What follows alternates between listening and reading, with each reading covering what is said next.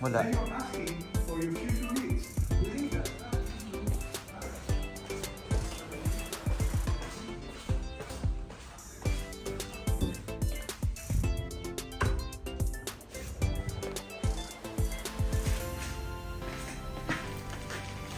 At dahil first time ko gagawin to, so kailangan muna natin basahin kung ano nga ba ang dapat gawin dito sa wall na to, kasi nga may mga butas siya at kailangan natin na tapalan ng pati. Well, pati or puti. First time, hindi ko alam paano kung gagawin. So gagawin natin isa-isa dahil meron na rin akong gagamitin na hindi ko alam ang tawag dito dahil first time nga, di ba? So, tingnan na lang natin kung bakit nga ba nagkakaroon ng mga crack yung mga ganito. Pero itong building na to, napakagaling gumawa na ito kasi nga kahit nabutasan yung pader, butas lang talaga, hindi siya nagkakaroon ng mga cracks. So, magaling talaga siya, mga engineers niya, lahat magaling. So, ito, lalagyan lang natin ng mga butas yan kung paano maging maganda ulit sa paningin ng mga tao dito. So, ito, umpisahan natin kung ano ang gagawin. So, kita nyo, dito natutulog yung anak ko. So, iisa-isay natin kung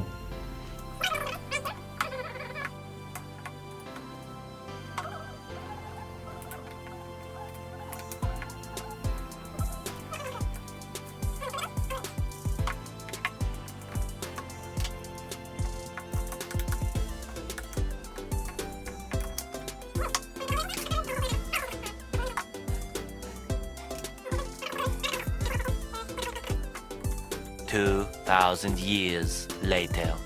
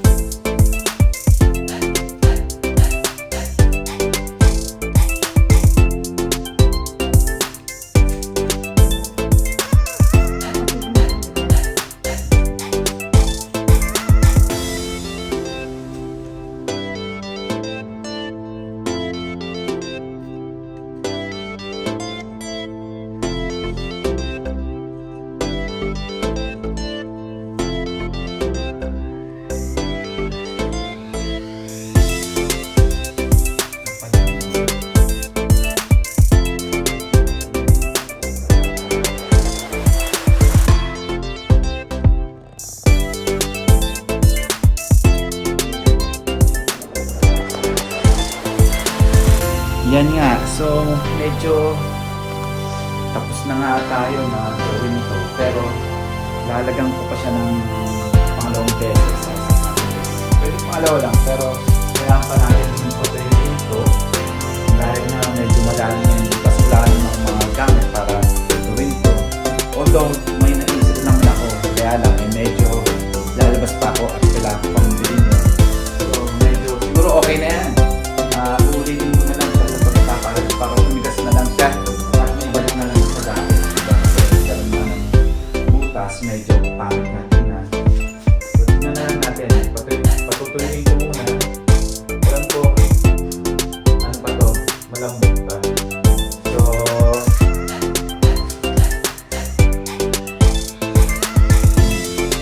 siguro hanggang dito na lang tayo.